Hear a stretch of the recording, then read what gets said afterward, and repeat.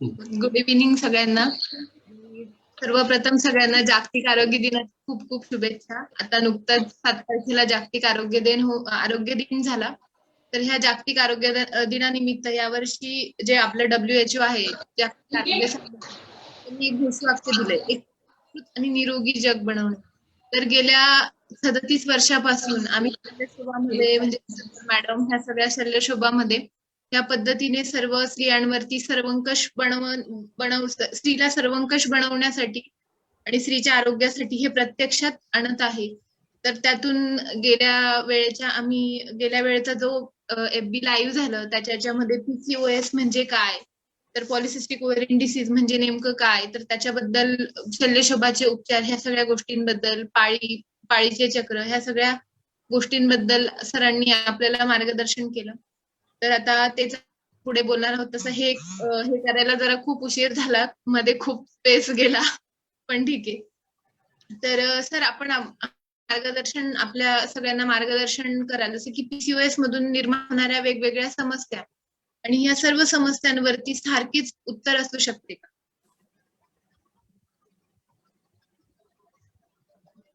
Hello sir, आवाज येत नाही.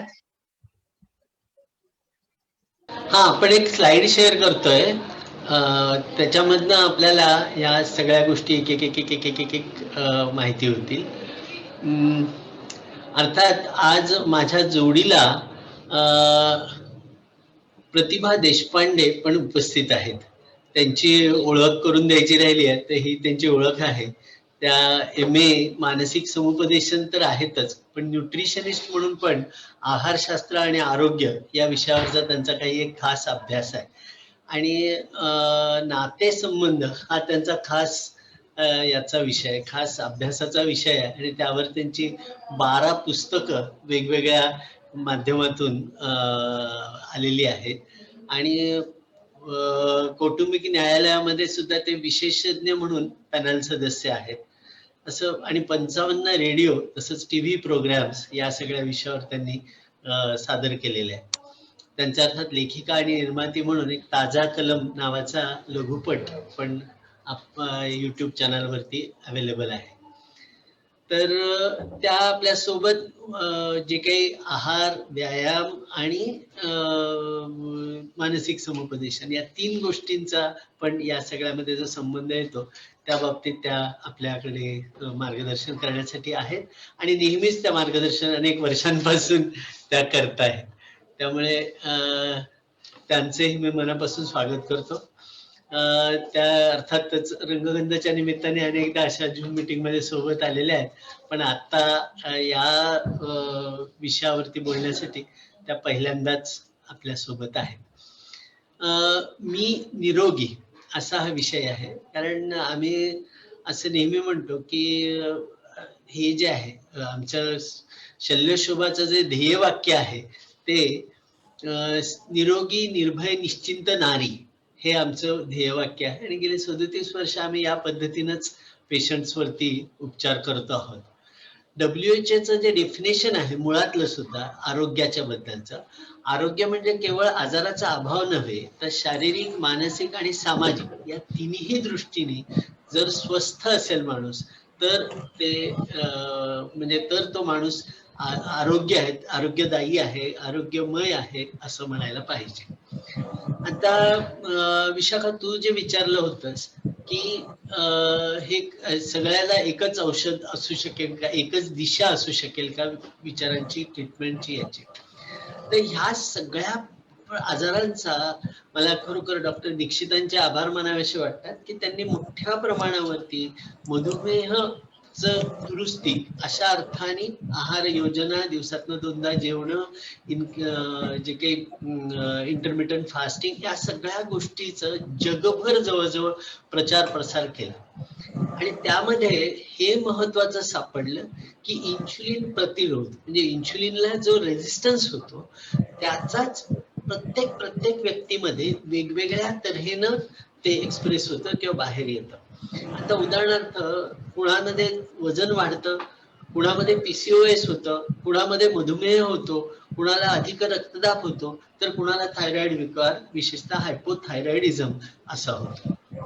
तर ह्या ज्या पाचही गोष्टी आहेत हे प्रत्येक व्यक्तीमध्ये वेगळ्या वेगळ्या तऱ्हेनं एक्सप्रेस होतं, पण मूळ कारण जे आहे हे एकच बिघाड आहे, हा इन्शुलिनचा रेझिस्टन्स.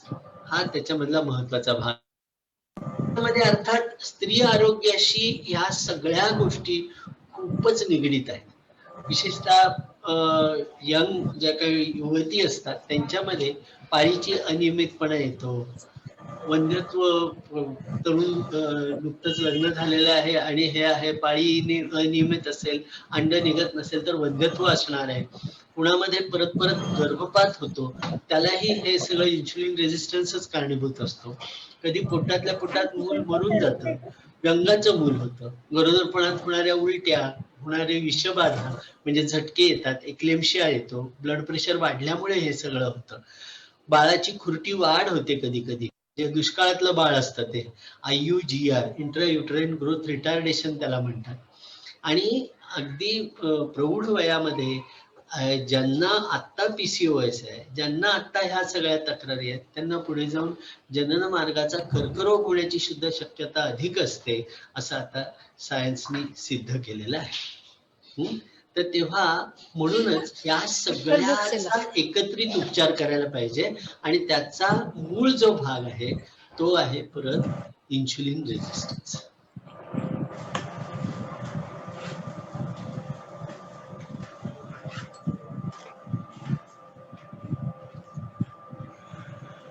त्याच्या नंतरचा जो भाग आहे, आम्ही तिथे शल्यशोभामध्ये सर्वंकष उपचार करतो. म्हणजे काय करतो, आता नेहमीचे जे औषधोपचार आहेत ते आपण काय असतात ते बघू, पण बहुतेक ठिकाणी हार्मोन्सची रिप्लेसमेंट असते, जे हार्मोन कमी पडतो तो आम्ही देत असतो. पण त्याच्या सोबत दुसरी गोष्ट करतो म्हणजे सविस्तर इतिहास घेऊन, हिस्ट्री घेऊन, गरजेप्रमाणे पर्यायी औषधोपचार म्हणजे विशेषतः होमिओपॅथीचा उपचार जो आहे, औषधोपचार तोही आम्ही सोबत करतो. नेहमीचे औषध. हॅलो हॅलो हा, नेमक्या काही रक्तलघवीच्या तपासण्या, सोनोग्राफी किंवा तत्सम तपासण्या करून आजाराचं नेमकं निदान करण्यासाठी सुद्धा, पण त्या सुद्धा खूप नेमक्या गरज आहेत, गरजेच्या तितक्याच त्या करतो. आणि आहाराची उपाययोजना सोबत करतो. नित्य करण्यासाठी काही व्यायाम सुद्धा आम्ही पेशंटला सांगतो. आणि कौटुंबिक प्रापंचिक ताणतणाव हे तर प्रत्येकाला असतं, कोणी असं माणूस म्हटला तर ताणतणाव नाहीत असं होत नाही, पण त्याचं नियोजन कसं करायचं हेही आम्ही त्यांना सांगतो, कारण हा सुद्धा भाग या इन्शुलिन रेझिस्टन्स मध्ये मोठ्या प्रमाणावर असू शकतो. आता नेहमीचे उपचार म्हणजे काय केलं जातं, तर आता PCOS किंवा पॉलिसिस्टिक ओव्हेरियन सिंड्रोम जेव्हा असतो त्यावेळेला हार्मोन्स दिले जातात. यंग मुलींना आता दिवस राहणे किंवा लग्न झालेलं नाही म्हटल्यावर तसा काही प्रश्न नाही, म्हटल्यावर सरळ OC पिल्स दिल्या जातात किंवा सिप्रोटोरॅन एसिटेटच्या गोळ्या, 21 गोळ्या हे ठरलेलं आहे अशा दिल्या जातात. पण हे जे आहे ही तात्पुरती मलमपट्टी आहे. जर लग्न झालेलं असेल, दिवस राहण्यासाठी म्हणून क्लोमिफेन दिलं जातं, लेट्रोझोल दिलं जातं, पण ह्याच्यातूनही अंड निघणे, दिवस राहणे हे एखाद्या वेळेला होईल किंवा पाळी त्या महिन्यापुरते निघणं, पण त्या संपलं तरी मूळ जो इन्शुलिन रेझिस्टन्स आहे त्याला कुठेही हात लागत नाही. इन्शुलिन रेझिस्टन्स साठी म्हणून मेटफॉर्मिन नावाचं औषध एक दिलं जातं, वजन कमी करण्यासाठी त्याचा काही उपयोग होतो असं मानलं जाते, पण हे सुद्धा तात्पुरती मलमपट्टी म्हणूनच उपयोग होतो, अनलेस अँटिल तुम्ही सगळ्या इतर गोष्टी, आहार, व्यायाम आणि मनशांती या सगळ्या गोष्टी एकत्रितपणे जर ट्रीट केल्या तरच त्याचा रिझल्ट कुठेतरी मिळू शकतो. पण ह्या सगळ्या औषधांचा तात्पुरता उपयोग आहे. मधुमेहासाठी सुद्धा हायपोग्लायसेमिक एजंट्स दिले जातात किंवा ज्या ह्याच्यामध्ये रेझिस्टन्स अगदी वरच्या स्टेजला असतो, इन्शुलिन कमीच तयार होतं असं असेल त्यावेळेला इन्शुलिन डायरेक्टली इंजेक्शन दिलं जातात. अर्थात प्राथमिक स्वरूपाचा जो हे असतो म्हणजे ज्याला ज्युव्हेनाइल डायबिटीस म्हणतात त्याला मात्र इन्शुलिन द्यायलाच लागतं, कारण शरीरामध्ये इन्शुलिन निर्माण करण्याची क्षमताच नसते. पण नंतर जो ऍडोलसंट डायबिटीस आहे सॉरी एज नंतर ठराविक वयानंतर येणारा जो डायबिटीस आहे जो स्ट्रेस रिलेटेड असतो आणि त्याच्यामध्ये हायपोग्लायसेमिक एजंट्स काही प्रमाणात फायदा देतात. त्याच्यामध्ये फायदा देतात म्हणजे काय, ब्लड शुगर कमी झालेली दिसते एवढंच, पण मूळ त्रास जो आहे तो तसाच असतो. त्यामुळे हायपोग्लायसेमिक एजंट्स जे आहेत ते सुद्धा तशा अर्थानं काही वर्षानंतर अशी वेळ येते की ते सुद्धा काम करेनासे होतात, इन्शुलिनची वेळ द्यायची वेळ येते आणि कॉम्प्लिकेशन ज्या व्हायच्या असतात ते होतातच. या सगळ्या बाबतीत सुद्धा कायम असं म्हटलं जातं ह्या गोळ्या एकदा सुरू झाल्या की आता त्या आयुष्यभर घ्यायच्या. थायरॉइडच्या बाबतीतही तसंच, हायपोथायरॉइडिझमसाठी थायरॉक्सिन दिलं जातं, ते सुद्धा रिप्लेसमेंट आहे. मुळामध्ये ते तसं कमी का झालं त्याच्यातलं कारण शोधून जेव्हा आपण होमिओपॅथिक उपचार करतो किंवा आहार आणि व्यायाम आणि या गोष्टी सोबत देतो त्यावेळेला त्याचा रिझल्ट चांगला मिळतो, मुळातून फरक पडतो. हायपरथायरॉइड असेल, थायरॉइड अँटीबॉडीज ज्याच्यामध्ये स्टिरॉइड्स दिले जातात, थायरॉक्सिन दिलं जातं, ह्या सगळ्या आजारांमध्ये सुद्धा आपण होमिओपॅथी आणि आहार व्यायाम हे एकत्रित दिलं तर चांगला रिझल्ट मिळतो. अधिक रक्तदाबामध्ये अँटीहायपरटेन्सिव्ह दिले जातात, डाययुरेटिक्स दिले जातात. स्पेशली प्रेग्नन्सीमध्ये होणारं जे काही ब्लड प्रेशर आहे त्यामध्ये तर अनेकदा असं होतं की आपण लॅबेटॉलॉल देतो किंवा ज्या ज्या प्रकारचे आपण औषधं देतो त्या औषधांचा तात्पुरता कुठंतरी बीपी कमी होण्यासाठी गोळी बंद केली की लगेच बीपी परत वाढतो. तर ते जे आहे त्याच्यामध्ये ही मुळातली प्रक्रिया जी कुठे आहे तिथे म्हणजे आहार, व्यायाम आणि मनःशांती याच्यावरती होमिओपॅथिक उपचारांनी अधिक चांगला रिझल्ट मिळू शकतो. होमिओपॅथिक उपचारामध्ये काय होतं तर सगळ्यात पहिली गोष्ट म्हणजे आपण सविस्तर हिस्ट्री घेतली जाते. त्याची शारीरिक हिस्ट्री, मानसिक हिस्ट्री, कौटुंबिक हिस्ट्री, सामाजिक हिस्ट्री या सगळ्यांचा एकत्रित समजून घेतलं. तिचे स्वतःचा स्वभाव कसा आहे, तिला आतापर्यंत आयुष्यात आलेले अनुभव, त्याच्यामुळे त्याचा झालेला तिच्यावरचा परिणाम, ह्या सगळा परिणाम जेव्हा आपण समजून औषध देतो त्यावेळेला त्या औषधातून मुळातून ह्या गोष्टी बऱ्या होतात. याचं कारण असं की ही औषधं भौतिक पातळीवर काम नाही करत तर ऊर्जा किंवा एनर्जी या पातळीवर काम करतात. आपल्या शरीराचं जे कामकाज आहे ज्याला किंवा मिलिव्ह इंटिरियर असं नाव आहे त्याला, शरीरामध्ये होणारं चयापचय किंवा सगळ्याच गोष्टी होत असतात. हृदय धडधडत राहतं, आपण श्वास घेत राहतो, आतड्यामध्ये सगळं अन्नाचं पचन होतं, अन्न पुढे सरकतं, लघवी तयार होते, ती बाहेर पडते, बाळ पोटात असेल तर युट्रस मोठं होतं, परत लहान होतं. या सगळ्या गोष्टी ज्या आहेत या सगळ्या कुठल्या तरी सगळ्या आतमध्ये जी काय इंटरनल एनर्जी असते, जी इलेक्ट्रोमॅग्नेटिक फोर्सेस असतात त्याच्यामधून ही सगळी कामं शरीराची होत असतात. आणि त्याच्यामध्ये कुठेतरी एक जो एरर येते, जी काही गडबड होते, त्या गडबडीचा हे म्हणून म्हणजे गडबडीचा परिणाम म्हणून आपल्याला वेगवेगळी लक्षणं दिसायला लागतात. कधी झोप येत नाही, कधी अपचन होतं, ढेकर येतात, ऍसिडिटी होते, कधी संडासला साफ होत नाही, कधी जुलाब होतात. ह्या सगळ्या मल्टिपल जे काय हे होतात त्यांचा विचार करून त्याच्यात मानसिक ताणतणाव असतात, चिडचिड होते, दुःखी होता कोणी चिंता करत, या सगळ्याच गोष्टींचा नंतर त्यावेळेला हे सगळे आजार पूर्णतः बरे होऊ शकतात.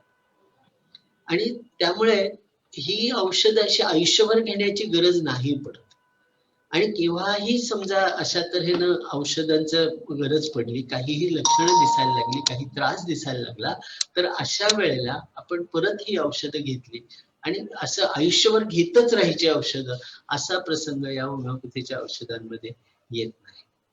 खूप आणि होतं कसं बऱ्याच वेळेला जे होमिओपॅथिक डॉक्टर असतात ते बोलताना मात्र बरंच असं म्हणतात की आजाराचा फरक पडायला उशीर लागतो, अंक लागतं, असं काहीही नाही. अॅक्युटली फार फास्ट काम याच्या बाबतीत होमिओपॅथीच्या औषधांचे रिझल्ट फार फास्ट येतात. अर्थात आता जी असिस्टंट बसलेली आहे ती BHMS झालेली आहे आणि MD होमिओपॅथी करते आहे. ती आमच्या हॉस्पिटलमध्ये आता सर आपण गेल्या वर्षभरापासून बघते. इतके फास्ट रिझल्ट मिळतात. इथे आता पोट दुखतंय, आता मळमळ होते, आता हे होतंय आणि औषध दिल्यानंतर 5व्या 7व्या 10व्या मिनिटाला जर करेक्ट मेडिसिन असेल तर अक्षरशः 5-10 मिनिटात सुद्धा त्या दिसायला लागतं. दुसरं एक या औषधांचा महत्वाचा भाग म्हणजे दूरच्या ठिकाणी राहणाऱ्या रुग्णांच्यासाठी दूरध्वनीवरूनही माहिती घेऊन या पद्धतीचे उपचार करता येतात. त्यामुळे आम्ही असा आता पुढं आम्ही बोलणारच आहोत. प्रतिभाताईंचं बोलणं सुरू झालं किंवा हे संपलं की त्याच्यानं बोलून झालं की त्यावेळेला आम्ही असा विचार करतोय की जे साधारणपणे 100-150 किलोमीटर एरिया मधले जे पेशंट्स आहेत ते आमच्यापर्यंत पोहोचतात, आमच्याकडनं औषधोपचार घेतात, हे करतात. पण लांबच्या पेशंटसाठी सुद्धा अशा तऱ्हेची सर्व्हिस, अशा तऱ्हेची सेवा आम्ही देऊ शकतो, जी दूरध्वनीवरनं माहिती घेऊन घेता येईल, व्हिडिओ कॉन्फरन्सिंग मधनं देता येईल किंवा आता आपण जसं झूमवर सगळेजण जॉईन झालोय तसे जॉईन होऊन सुद्धा आपण एकमेकाशी इंटरॅक्ट करू शकतो, बोलू शकतो आणि अशा तऱ्हेचे उपचार ह्या सगळ्या त्रासांसाठी देऊ शकतो आणि त्रास बरे होऊ शकतात. आता मला महत्वाचं वाटतं ते आहाराबद्दलचं. आहाराबद्दलचं जे आहे आपल्याला अर्थात प्रतिभाताई बोलणार आहेत, पण त्याआधी मला परत एकदा डॉक्टर दीक्षितांचे खूप आभार मानायचे की त्यांनी ह्या विषयाकडे अख्ख्या जगाचं लक्ष वेधलं आणि दिवसातनं 2दाच जेवायचं आणि हे करायचं, आधीमध्ये काहीही खायचं नाही. हा खूप महत्वाची गोष्ट त्यांनी सगळ्यांना इम्प्रेस करून सांगितली. आणि हा जो काही इन्सुलिन रेझिस्टन्स आहे याच्याबद्दलचं मोठ्या प्रमाणावर काम आणि विचार सगळ्यांच्या याच्यामध्ये सुरू केले. तर आता मला असं वाटतं की आहाराच्या बाबतीत सुद्धा आता समहाऊ ती येऊ शकलेली नाही. एक पेशंट आमची येणार होती, तिच्या बाबतीतलं असंच झालं. तिनं सिरियसली सगळं दीक्षित डाएट केलं, हे केलं, स्टील डायबिटीसचे प्रमाण खूप कमी झालं पण पूर्ण नॉर्मल येत नव्हतं. अशा वेळेला काय खायचं ह्याच्यावरती होमिओपॅथिकची औषधं ती सोबत दिली आणि व्यायाम आणि इतर गोष्टींच्या बद्दल सविस्तर त्यांना माहिती दिली. त्याच्यानंतर आता तिचं अगदी परफेक्टली म्हणजे याच्या गोळ्या, डायबिटीसच्या गोळ्या ज्या 10 वर्ष चालू होत्या त्या पूर्णपणे बंद झाल्या आणि आहार नियोजनानेच सगळ्या गोष्टी महत्वाच्या झाल्या. आणि त्याच्यामध्ये प्रतिभाताईंनी सांगितलेल्या दिलेल्या सल्ल्याचा आणि वैयक्तिक सल्ल्याचा हा खूप खूप उपयोग होतो. म्हणजे इंडिव्हिज्युअलायझेशन जे आहे ते महत्वाचं आहे. तुम्ही दिवसातनं 2दा खाणं हे तर महत्वाचं आहेच, पण त्याच्या सोबत काय खायचं याची निवड करणं सुद्धा तेवढंच महत्वाचं आहे. तर मी आता त्यांना विनंती करतो, प्रतिभाताई तुम्ही आता आहाराबद्दल जे बोलणार आहात, मला वाटतं ही स्लाइड तुम्हाला गरज आहे नाहीये? हा, तर मी आता स्लाइड शेअरिंग सध्या थांबवतो आणि तुम्हाला बोलण्यासाठी स्टेज मोकळं करून देतो. नमस्कार, मी प्रतिभा देशपांडे. माझ्या या सगळ्या अभ्यासाची जी सुरुवात झाली ही 3 वर्षापूर्वी झाली. माझ्या मिस्टरांना गेली 10 वर्ष म्हणजे 3 वर्षाच्या आधी 10 वर्ष त्यांना डायबिटीस होता, त्यांना गोळी चालू होती आणि एक स्टेज अशी आली की आता त्या गोळीवर नॉर्मल ब्लड शुगर येईना त्यांची, म्हणजे आता असं झालं की गोळ्या वाढवण्याची गरज झाली. त्याच वेळेला मी PhDचा अभ्यास सुरू केला होता आणि माझा विषय जो होता तो होता की psychological first aid in traumatic situations, की जेव्हा आपल्यावर आघात होतो, एखादी परिस्थिती येते तेव्हा माणसाला काउन्सिलिंग न लागता एक वेगळ्या ट्रीटमेंटची गरज असते. आणि त्या अभ्यासाच्या वेळेला माझं असं लक्षात आलं की त्यावेळेला एक पर्टिक्युलर डाएट सुद्धा लागतं, कारण जेव्हा काही आघात होतो किंवा एखादी परिस्थिती आपल्याला न आवडणारी येते तेव्हा स्ट्रेस वाढतो आणि त्याच्यामुळे आपल्या रक्तातली शुगर वाढते, आपल्या बॉडीतली शुगर वाढते. सो ह्याचा डिटेल अभ्यास करता करता असं लक्षात आलं की हे जे डायबिटीज झाल्यानंतर गोळ्या देणं वगैरे जे असतं ते इफेक्टवर आपण काम करतो, पण त्याचं जे कॉज आहे, जे कारण आहे त्यावर आपल्याला काम करता येईल का. आणि असा रिसर्च सुरू झाल्यानंतर लक्षात आलं की हे खूप ह्याच्यावर रिसर्च ऑलरेडी झालेले आहेत खूप प्रमाणामध्ये आणि सगळे जगाला ओरडून ओरडून सांगतात. जसे डॉक्टर दीक्षितांनी सांगितलं की हे इन्सुलिन रेजिस्टन्स, इन्सुलिन हे जे हार्मोन आहे, आणि मी पण डॉक्टर दीक्षितांचे आभार मानते की हा शब्द कुणालाही फारसा माहित नव्हता. नुसते एक माहिती होती की आपल्या बॉडीमध्ये हार्मोन असतं इन्सुलिन नावाचं, पण त्यांनी मेन जे प्रकाशात आणलं की हे तुम्ही टेस्ट करा, हे कोणी आतापर्यंत टेस्ट करत नव्हतं. आणि तेच मुख्य सूत्र धरून त्याच्यामध्ये जेव्हा पुढे अभ्यास केला तेव्हा असं लक्षात आलं की हे आपल्याला डायबिटीज हा आपल्याला रिव्हर्स करता येतो, की ज्या इन्सिस्टन्समुळे, कारणामुळे तो होत होतो. एक तर काय आहे की इन्सुलिन रेजिस्टन्स सुरू झालं की बॉडीत इन्सुलिनचं प्रमाण खूप वाढलेलं असतं, मग आपल्याला डायबिटीज होतो, ओबेसिटी होते. नंतर तुम्ही जे डॉक्टर 5-6 प्रकार सांगितले, कोलेस्ट्रॉल पण त्याच्यातलंच वन ऑफ इट आहे. ते इन्सुलिन कमी करण्यासाठीला कुठलंच औषध नाहीये, त्याच्यामुळे इफेक्ट कॉजवर औषध नाहीये. आणि लोक म्हणजे जनरली आपल्याला खूप असं इझिली आवडतं की कॉजवर काम करण्यापेक्षा इफेक्टवर काम केलं की एक डॉक्टरांकडे गेले, एक गोळी घेतली की आपलं कमी होतं आणि आपण म्हणतो की हा आता काही नाही, माझा कंट्रोलमध्ये आहे. मला खूपदा असे पेशंट माझ्याकडे सांगायला येतात, नाही हो आमचा डायबिटीस पण खूप कंट्रोलमध्ये आहे, त्याचं काही फारसं नाहीये. तुला कंट्रोलमध्ये म्हणजे औषध घेऊन तो कंट्रोलमध्ये, हा फरक आहे त्यातला. तर आपल्याला काही करता येतं का ह्याच्यामध्ये? तर अगदी 100% करता येतं. आपण काम इन्सुलिनवर करतो, इन्सुलिन कमी करतो बॉडी मधलं, आणि त्यांनी रेजिस्टन्स, जो इन्सुलिन रेजिस्टन्स IR म्हणतात, तो जो सुरू झालेला असतो, ते फंक्शन आपण रिपेअर करतो या आहारामार्फत. आपण आता हे करताना की मग मी अजून त्याच्यात खूप अभ्यास केला आणि तेव्हा मला असं लक्षात आलं की आपल्या उपनिषदांमध्ये सुद्धा आहार आणि मन ह्याचा संबंध खूप क्लोजली जोडला गेलेला आहे. म्हणजे आता मी तुम्हाला असं सांगते की काय आहे याचा कनेक्शन, काय आहे माइंड आणि फूडचा आपल्या. तर 9 असे न्यूट्रिएंट्स आहेत की जे बॉडीमध्ये जर त्याची कमतरता असेल तर तुमचं मनस्थिती नीट राहत नाही, तुमचे मूड डिसऑर्डर्स होतात. नंतर तुम्हाला ट्रॉमा म्हणजे जे आघात असतात, ते जे आघात असतात त्यापेक्षा तो प्रचंड मोठा आघात वाटतो. तर त्याच्यामध्ये मेन इज इन्सुलिन, आपला हिरो खूप छान असतो बॉडीचा, ज्याला आपण विलन टाकतो. प्रोटीन्सची लेवल्स करेक्ट लागते. आणि 9 न्यूट्रिएंट्स असतात त्याच्यामध्ये. झिंक आहे, ओमेगा 3 आहे, फॅटी ऍसिड्स आहेत, व्हिटॅमिन B आहे, फोलेट आहे, सेलेनियम आहे, आयोडीन आहे, आयर्न आहे आणि B12 आहे. हे असे जे आहेत त्याच्यामध्ये जर काही कमतरता असेल तर आपल्याला इन्सुलिन रेजिस्टन्स आणखीन plus psychological, mental, emotional traumas जास्त होऊ शकतात. सो असं झाल्यानंतर आता आपल्याला मी प्रोग्राम असा द्यायला सुरुवात केला, जो आधी मी माझ्या मिस्टरांवर केला. एक आहार बसवला त्यांचा असा, त्याच्यात कुठलंही औषध नाही, कुठलंही आर्टिफिशियल पावडरी नाहीत त्याच्यामध्ये. काही असं स्पेसिफिक नाही की कुठेतरी अमेरिकेहून आणा, इंग्लंडहून आणा, हे आणा, आफ्रिकेहून आणा, असं काही नाही. आपल्या लोकल मार्केटमध्ये, जर मी पुण्याला राहत असेल तर पुण्याच्या लोकल मार्केटमध्ये, जर मी मुंबईला राहते मुंबईच्या लोकल मार्केटमध्ये, जे निसर्गाने बनवलेलं आहे त्या सीझन प्रमाणे जे ग्रो होतं, जे तयार होतं, शेतकरी जे करतात तयार, ते आपण खातो.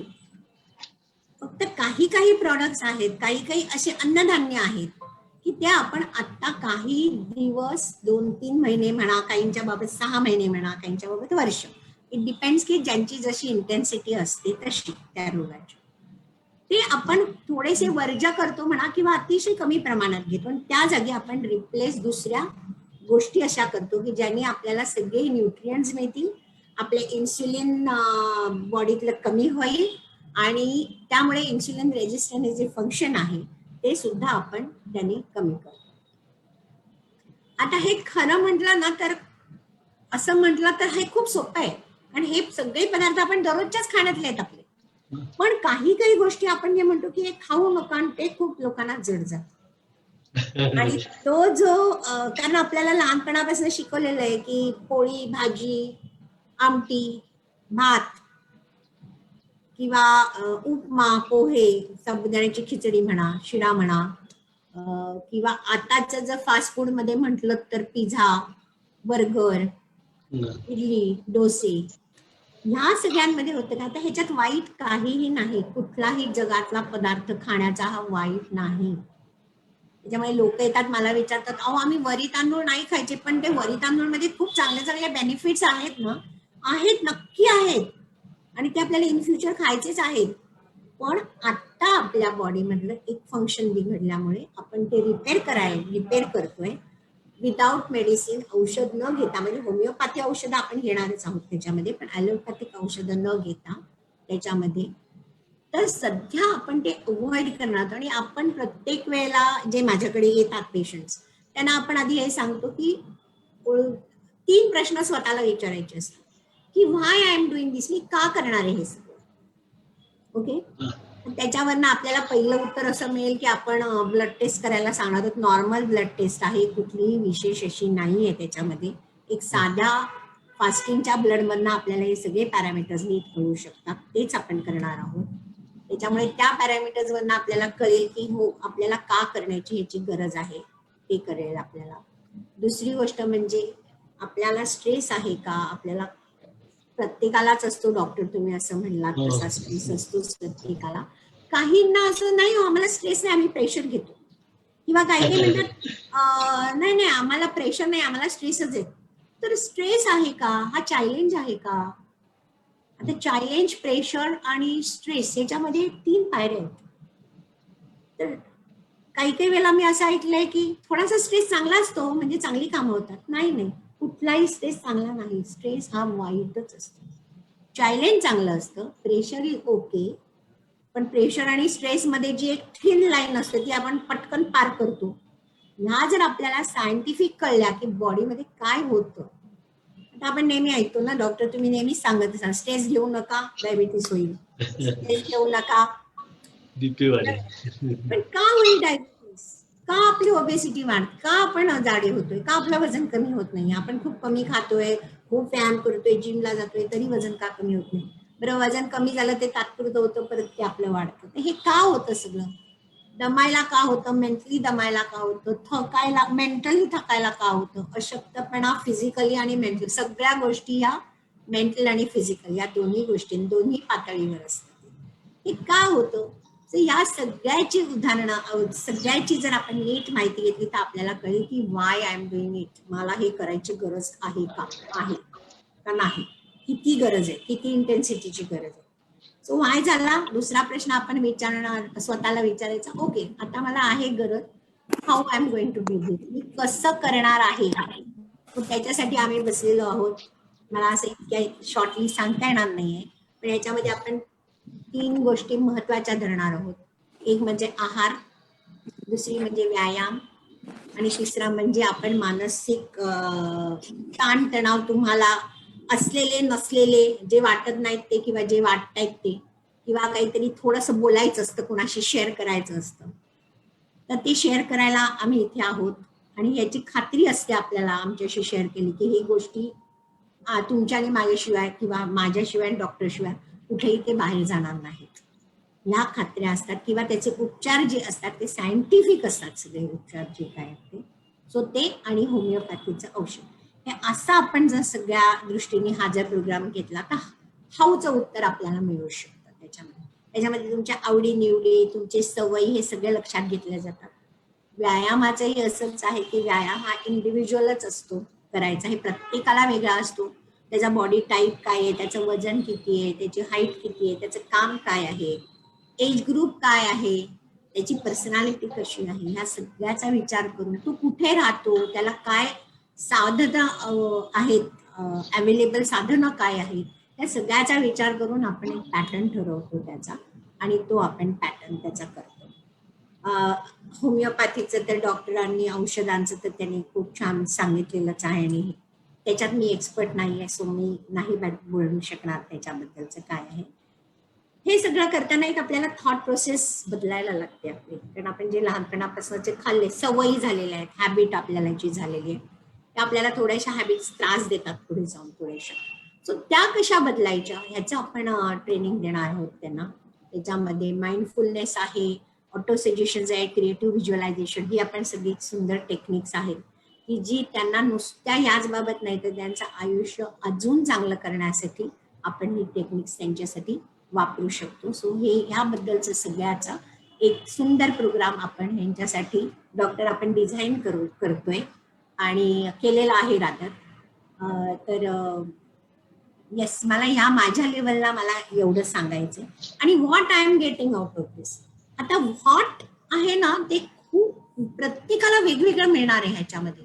म्हणजे समजा अशी पर्सनॅलिटी आहे की मी जाडी आहे पण मला इतकं ते छान स्टॅच्यूज ना दुकानातल्या घालतानाचे जे कपडे दिसतात स्लिम वगैरे, तर मग मला ते कसे मी घालू वगैरे.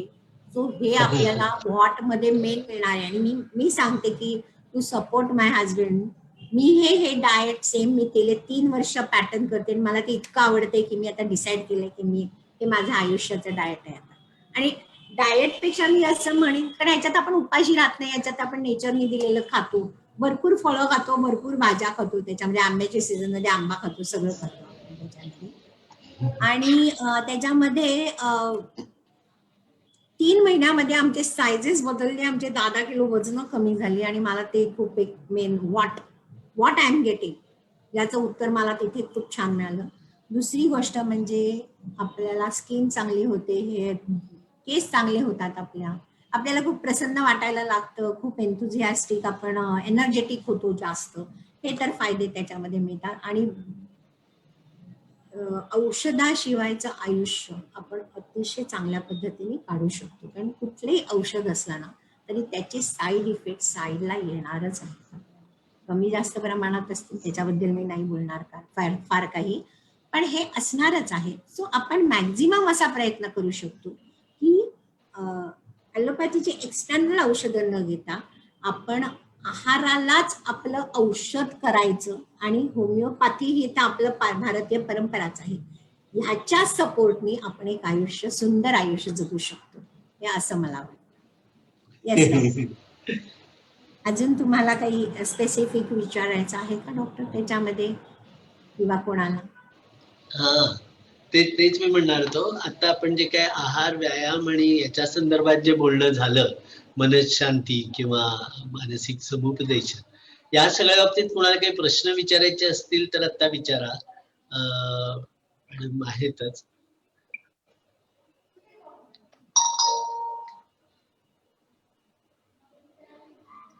एनिवे, चॅट कोणीतरी चॅटला टाकलंय मला वाटतं.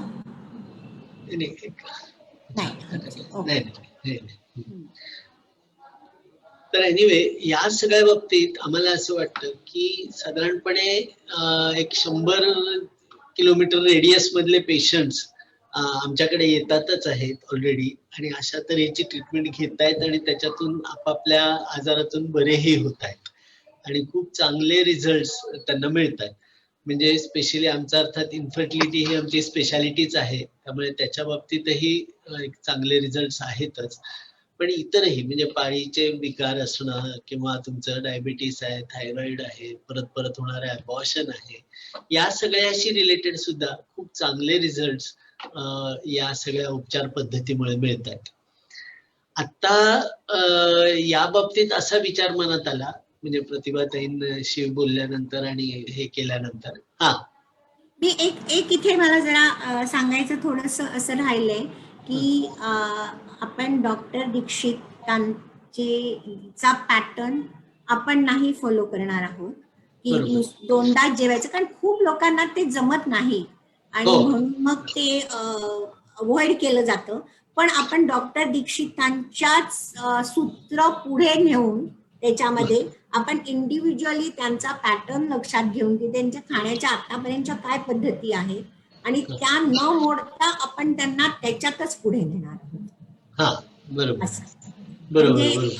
असं आहे त्याच्यामध्ये. आणि ते खरंच आहे, खूप जणांना नुसतं 2दाच जेवायचं म्हटलं की आधीच इतकी भीती वाटते की नको कसं होईल, असं आहे, याच टेन्शन येतं आणि साहजिक आहे की आपण इतके वर्ष जो पॅटर्न केलेला आहे त्या पॅटर्नला आपल्याला पटकन ऍक्सेप्ट होत नाही आपलं, किंवा काही वेळेला कामाचं असं स्वरूप असतं की असं नाही जमत की 2दाच खाऊन आपल्याला त्यावेळेला भागणार आहे. असं सो म्हणून ह्याच्यामध्ये इंडिव्हिज्युअलिटी आपण घेणार आहोत की प्रत्येकाच्या कामाचं स्वरूप, त्याचा पॅटर्न सगळं आपण लक्षात घेऊन त्यांच्यासाठी डिझाईन करणार आहोत हा प्रोग्राम.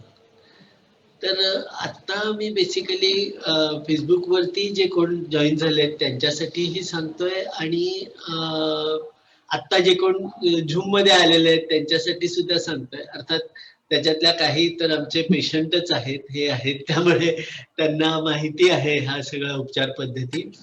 पण जे दुरून इथे जॉईन झालेले आहेत काही जण, तर त्यांच्यासाठी आपण अशा तऱ्हेच्या झूम मीटिंग्स ऑर्गनाईज करूया, डिपेंडिंग ऑन द फ्रिक्वेन्सी, आणि हे आठवड्यातनं एकदा किंवा दोनदा, आणि इंडिव्हिज्युअली सुद्धा व्हॉट्सअपच्या माध्यमातून किंवा फेसबुकच्या माध्यमातून आपण त्यांना इंडिव्हिज्युअल सुद्धा गायडन्स या बाबतीत डे टू डे बेसिसवर सुद्धा देणार आहोत.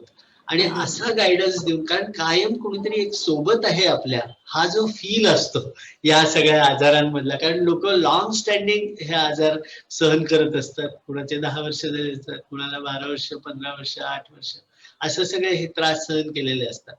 आणि अशा तऱ्हेचा जो सपोर्ट आहे, तो सपोर्ट आपण देऊन त्यांना त्यांचा हे आजार बरं करण्यासाठी आपण त्यांना मदत करणार आहोत.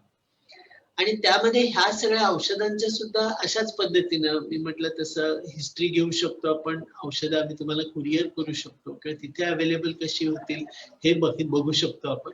आणि लांब असणाऱ्या सर्व रुग्णांसाठी सुद्धा आम्ही अशा तऱ्हेने जे उत्साही आहेत, आपला आजार बरा व्हावा असं जाणीवपूर्वक ज्यांना वाटतंय, त्या सगळ्यांसाठी आम्ही अशा तऱ्हेची मदत द्यायचं ठरवतो. आत्ता इनिशियल स्टेजला मला असं वाटतं, आमचा हॉस्पिटलचा मोबाईल नंबर जो आहे आणि याचा व्हॉट्सअप नंबर आहे तो इथे डिस्प्ले केलेला आहे. अर्थात आणखी एक गोष्ट म्हणजे आम्ही आता आमची IVF सायकल पण नव्याने सुरू करतोय, म्हणून आमच्या असिस्टंटनी लिहिताना आता आम्ही नवीन IVF सायकल सुरू करत आहोत, तर या मोबाईलवर नाव नोंदणी करा असं ते लिहिलेलं आहे. पण याच्यासाठी सुद्धा, म्हणजे समजा तुम्हाला हे जे डायबिटीस, थायरॉइड आणि हे सगळं इन्शुलिन रेजिस्टन्स बरा होणे, या हिशोबाने सुद्धा कुणाला अशी नाव नोंदणी करायची असेल तर नाव नोंदणी करायला लागा. आपण एक पुढच्या आठवड्यात या बाबतीतला एक कॉन्क्रीट प्रोग्राम घेऊन येऊ आणि आमच्या काही पेशंट्सनाही यायला सांगू की ज्या आपल्याशी बोलतील आणि आपला अनुभव शेअर करतील. आणि त्यामध्ये मला वाटतं की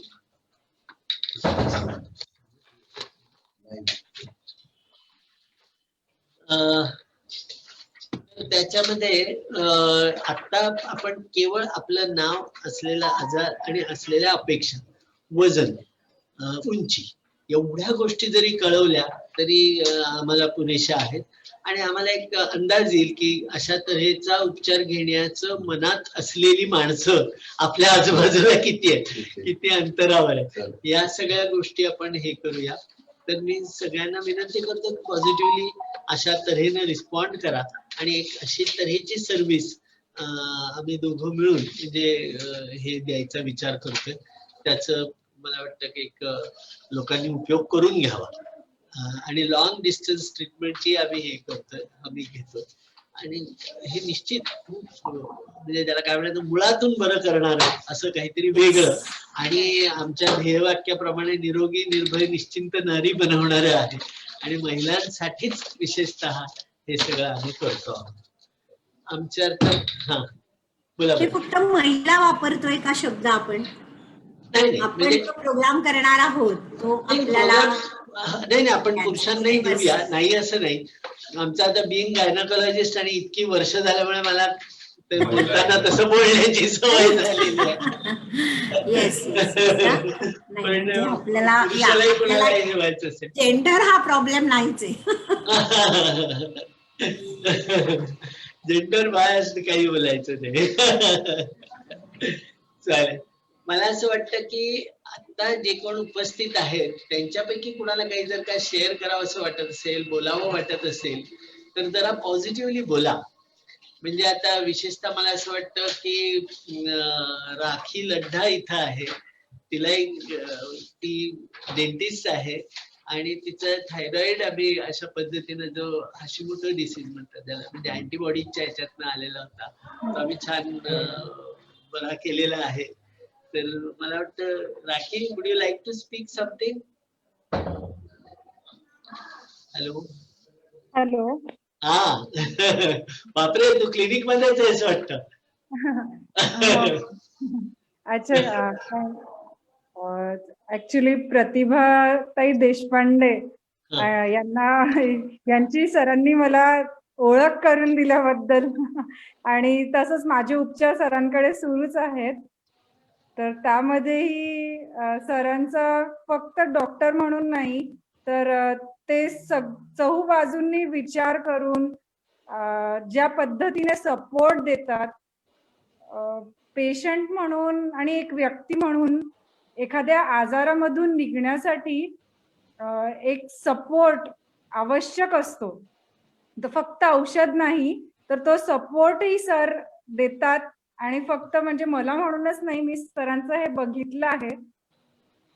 आणि सोबतच प्रतिभाताई देशपांडे यांना सुद्धा मी अगदी म्हणजे टेन्शन कायको ह्या मालिकेच्या ह्याच्यातनं खूप छान पद्धतीने ओळखते. आणि त्यांनाही मला धन्यवाद देण्याचे सरांनी मला चान्स दिलाय आता. चला, छान. म्हणजे प्रतिभा त्यांना मुख्य आनंद असा झाला असेल की माझ्याकडे त्यांनी टेन्शन काय जे पाठवलं ते पुढे कुणाकुणाकडे पाठवलंय त्याचं एक रेसिप्रिकेशन त्यांना छान मिळालंय.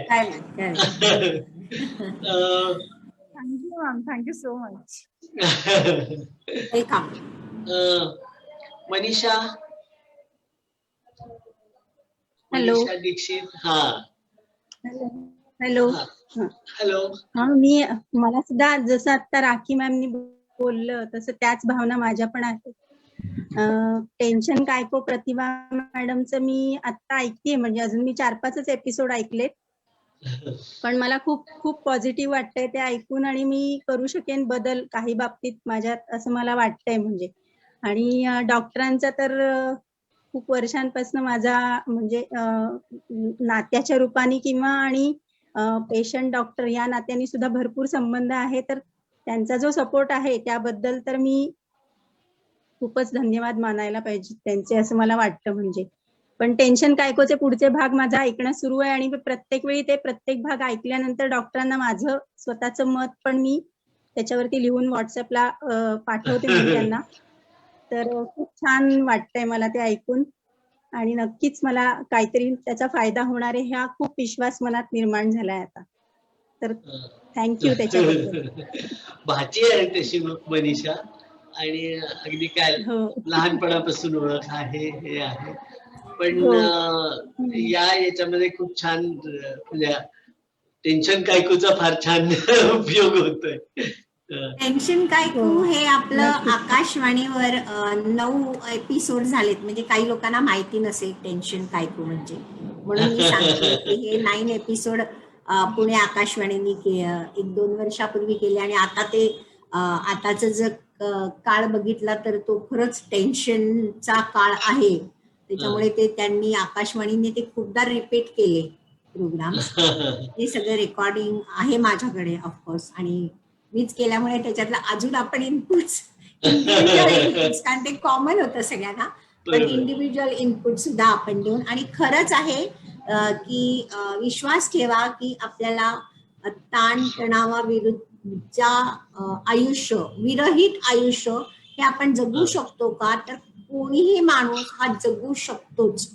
म्हणजे आपण स्ट्रेसचं मॅनेजमेंट नाही करणार आहोत, आपण स्ट्रेसचं एलिमिनेट म्हणजे आपल्या आयुष्यातला काढूनच टाकणार आहोत तो भाग, आणि ते जमू शकतो. म्हणजे मग लोक विचारतात म्हणजे आम्ही माणूस आहोत, आम्हाला दुःख नाही का होत? दुःख वेगळं आणि ताण वेगळा. दुःख व्हायला काही आणि व्हायलाच हवं, कारण ते आपले इमोशन्स आहेत. आपल्या माणूस जातीचं आपलं ते बेसिक इमोशन्स आहेत आणि आपल्याला दगडासारखं व्हायचंच नाहीये त्याच्यामध्ये. फक्त ताण हा जो प्रकार आहे, स्ट्रेस हा जो प्रकार आहे, तो कुठलाही सायंटिफिकली चांगला नाही. तो ते आपल्याला काढायचंच आहे आयुष्यामध्ये. बरोबर. मानस अंतिमा पण आहे तिकडे अर्थातच. अंतिमा, तुझ्या डाएट मधले एक्सपिरियन्सेस सांग. एक्सपेरिमेंट सांग, काय काय काय काय करतेस तू? एक्सपेरिमेंट म्हणजे आता सध्या सुरू केलेलं जानेवारीमध्ये हा. जॅन ते फेब पर्यंत आम्ही मी आणि मानस दोघांनी आम्ही 4-4 किलो कमी केलं. झालं की आमचं शिफ्टिंग झालं बँगलोरमध्ये, मग ते करणं कठीण झालं. पण तरी आता त्या दिवशीच आम्ही वेट बघितलं, इथे सगळं सामान आलं, घर लावलं, पण तरी आम्ही जे 4 kgs लूज केलेलं ते अजूनही तसंच मेंटेन राहिले. असं नाही की म्हणजे एप्रिलमध्ये किंवा मार्चमध्ये आम्ही खायला सुरुवात केलेलं आधी काप्स, कारण कसं झालेलं शिफ्टिंगच्या आधी घरात खूप सामान होतं, ते होते, मग ते असं टाकून द्यायला पण जीवावर येत होतं. म्हणून मग आम्ही विचार केला ठीक आहे आता जे काही आहे ते ऍटलीस्ट आपण खाऊन संपवून टाकूया, फेकूया नको. तरी आम्ही ते सगळं की म्हणजे आमचं अजूनही तसंच ते मेंटेन राहिलंय. आता आम्हाला पुन्हा ते कीटो डाएट सुरू करायचं आहे. तर आम्ही इथे एक ऍक्च्युली फिटनेस इथे आमच्या बिल्डिंगमध्ये एक सेशन देतो एक माणूस 1 hour एव्हरी डे. ते पण आता आम्ही सोमवारपासून मी आणि मानस सकाळी 7 वाजता आम्ही जाणार आहोत. तो बेसिकली फंक्शनल ट्रेनिंग असं तो देणार आहे. तर ते पण सुरू करू आणि म्हणजे आमचं कीटो डाएट पण सुरू करू. आता आमच्या दोघांचंच वर्क फ्रॉम होम असेल म्हणून गरजेचं आहे आता डाएट करणं. ते मानस पण आहे 1 मिनिट. अरे मग व्हिडिओ ऑन करा ना. नाही आता कामच करत बसलेलो मी, ते बाजूला. अच्छा, ओके ओके. मानसला बोलायचंय का? नाही तेच आता अंतिमाने जे सांगितलं तेच सगळं चालू आहे करू. डिक्टो. ह्याच्यामध्ये मी एक सांगते, अंतिमा आणि मानस, कारण तुमच्यात का नाही ते वाढलं परत, कारण हे आपण IR म्हणजे आपण जे आपलं फंक्शन इन्सुलिन रेजिस्टन्स फंक्शन जे बिघडलेलं होतं म्हणून जे वजन वाढलं होतं ते आपण रिपेअर करतोय. त्याच्यामुळे ते फंक्शन रिपेअर झाल्यामुळे हे डायट जेव्हा आपण कधीतरी नंतर खायला लागू सगळे पदार्थ, हे आपल्याला काय आयुष्यभर नाही करायचं, नंतर आपण खायला सुरुवात करतोच हे सगळे पदार्थ, त्याच्यामुळे ते नाही वजन वाढत आपलं तसं, म्हणजे तो मेंटेन राहतो. आता असं म्हटलं तर माझं आणखीन माझ्या मिस्टरांचं वजन 3 वर्ष आम्ही हे मेंटेन केलेलं आहे. आता आम्ही आठवड्यातनं 3 ते 4 वेळा जवळजवळ आम्ही वाटेल ते खातो, पण तरी ते मेंटेन होतं. कारण हे आपण फंक्शन रिपेअर करतो, हे मेन आहे. आपण हे टेम्पररी करत नाही आहोत. म्हणजे जसं डॉक्टर म्हणले तसं की ॲलोपॅथिक औषध घेऊन जिथपर्यंत आपण औषध घेतोय तिथपर्यंत ते चांगलं राहील, आणि औषध बंद केलं की परत ते येरे माझ्या मागल्या होईल. तर हे आपण कॉजवर काम करतोय, आपण इफेक्टवर काम करत नाही. त्याच्यामुळे कॉजवर काम केल्यामुळे आपण कारणच त्याचं नष्ट करणार आहोत, आणि त्याच्यामुळे हे परमनंट राहतं वजन. जशी जे आपल्यात चेंजेस झालेले असतात ते आपल्यात राहतात. अच्छा, मला एक प्रश्न विचारायचा होता की म्हणजे जेव्हा आपण डाएट सुरू केलेलं तेव्हा आधी आपण 3 दिवस ते म्हणजे वॉटर फास्ट केलं. तर आम्हाला पुन्हा सुरू करायचं तर पुन्हा तसं करावं लागेल का? तशी त्याची गरज नाहीये आता तुम्हाला, आणि तुमचं मेंटेन झालेलं आहे वजन, तर त्याची आता तुम्हाला गरज नाहीये. एक तुम्ही 12 तासाचं करून घ्या फास्टिंग, वॉटर फास्ट, आणि सुरू करा. ठीक आहे, त्याच्यामध्ये काही नाही. ठीक आहे, you can do that without that. या, चालेल. तुम्हाला कळवत राहू आम्ही काही प्रोग्रेस. जरूर एनी टाइम. इवन मला सुद्धा माझं पूर्वी 78 किलो वजन होतं 3 वर्षापूर्वी, आणि ते हे असंच सगळं करून जे 63 वर आलंय आता, 63, 64, त्याच्यापेक्षा जास्त वाढत नाही. म्हणजे खाण्यापिण्यामध्ये थोडीशी इरेग्युलरिटी जरी झाली तरी ते हे होतंय, मेंटेन राहतंय. अर्थात जे मी अर्थात सुरू करताना तेव्हा दीक्षित डाएटनी प्रेरित होऊन ते केलेलं होतं, आणि अर्थात त्याच्यातले प्रथिन आणि हे याचंही भान होतं की बा आपण जे कार्बोहायड्रेट्स, लो कार्ब, हाय हे प्रोटीन्स पाहिजे डाएटमध्ये, त्याचं हे भानही होतं. त्यामुळे त्याच्यामध्ये बऱ्यापैकी रिझल्ट मिळालाय आणि सेटल्ड आहे. मी सांगते ना याच्यामध्ये की काही लोक म्हणतात म्हणजे मग आता आम्ही व्हिकेशनला गेला तर काही खायचंच नाही का, तर मी आता त्यांच्यासाठी सांगते 3 वर्षामध्ये मी जवळजवळ 5 कंट्रीजना 15 दिवस विजिट करून विकेशन केलेली आहे. आणि तिकडे गेल्यानंतर मी हेल्दी खाणं किंवा डायट हा शब्द विसरून गेलीये आणि तिथे जे मस्त मिळतंय ते हाणलेलं आहे. आणि एवढं वजन केल्यानंतर लक्षात आले की तरीही काही बदललेलं नाही. कारण आपण तेच सांगते, कारण तेच आहे, कारण आपण कारण नष्ट करतोय यातलं, आपण बरोबर. कॉजवर काम करतोय कॉजवर ते आपण नष्ट करतो. त्याच्यामुळे हे टेम्पररी जो मधला पिरियड असतो 10 दिवस 15 दिवस, ते काही त्यांनी फारसं मॅटर नाही. समजा मॅटर झालं असं वाटलं तर येऊन परत आपण बॅक टू आपलं जर हेल्दी मूळ पदावर परत येणं. तर आपण ते मस्त म्हणजे एन्जॉयमेंट. पण जगण्यासाठी खातो, खाण्यासाठी जगतो आणि जगण्यासाठी खातोय, दोन्ही गोष्टी आपण त्याचा छान बॅलन्स ठेवला तर आपण आयुष्यातला आनंदही घेऊ शकतो आणि उत्तम आपली तब्येतही ठेवू शकतो, म्हणजे निरोगी आपण राहू शकतो त्याच्यात. चला, आजचं मला वाटतं तासभर होत आलाय. आणि हा विषय असा आहे की आपल्याला बोलायला किती वेळ कमीच पडेल. बरोबर. मला असं वाटतं की पुढच्या गुरुवारी गप्पा मारूया. हो चालेल, हरकत नाही. तर पुढच्या गुरुवारी आपण गप्पा मारणारच आहोत अशा. आणि तोपर्यंत आणखी कोण कोण आपल्याला जॉईन होतं किंवा या सगळ्या विषयावरती बोलायला आपल्याला कळेल. आणि पेशंट्स पैकी कोणी जर येणार असतील तर त्यांनाही आपण बोलवूया. आता उर्वरित जी माणसं आली, आयुष एन, उमा चव्हाण आणि पुरुषोत्तम राठी, हे 3 जण आलेले आहेत. अर्थात उमा चव्हाण आमच्याच आहेत. आयुष एन आणि हे पुरुषोत्तम राठी मला माहित नाही, नव्यानं जॉईन झालेले आहेत ते. पण त्यांना या सगळ्या याच्यामध्ये मी परत एकदा आल्याबद्दलच एकतर धन्यवाद देतो. उत्साह दाखवला, ऐकावंसं वाटलं. आणि पुढच्या वेळेला पण जरूर आम्हाला भेट द्या आणि आमच्या याच्यामध्ये जर सामील होणार असाल तर आम्हाला ते आवडेल. पुढच्या गुरुवारी आपण या सगळ्याबद्दलचं फ्रेमवर्क आणि त्याच्यामधले अधिक डिटेल्स आम्ही तुमच्यापर्यंत पोहोचवू.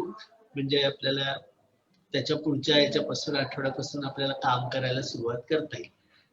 त्याचं काही असं अनौपचारिक उद्घाटन नमक ढमक आता करणं तर कोरोना काळात शक्यच नाहीये. आणि ऑनलाईन म्हणून आपण ते सगळं करणार आहोत. त्यामुळे भेटीगाठी ज्या होणार आहेत अशा झूम वरती होतील आणि व्हॉट्सअपवर होतील आणि आपण संपर्कात राहू, संवाद साधू. सुसंवाद हे खरं म्हणजे प्रतिभाताईंचं हेच आहे, वैशिष्ट्यच आहे की त्या सायकोलॉजिकल काउन्सिलर म्हणून या याच्यावर खूप वर्क त्यांनी केलेलं आहे सुसंवाद या विषयावर. तर तेही आपण करणार आहोत, तसा करणार आहोत. विशाखा, तू आता कंपेरिंग म्हणून तुझ्याकडे हे सोपवतोय. धन्यवाद मॅडम. आज तुमच्याशी आम्हाला सगळ्यांना बोलून खूप बरं वाटलं, खूप मार्गदर्शन मिळालं. मुळात आपल्या सगळ्या पेशंटला काही कारणास्तव बाकी सगळी लोक जॉईन नसतील झाली, पण नंतर सगळे बघतील अशी अपेक्षा आहे.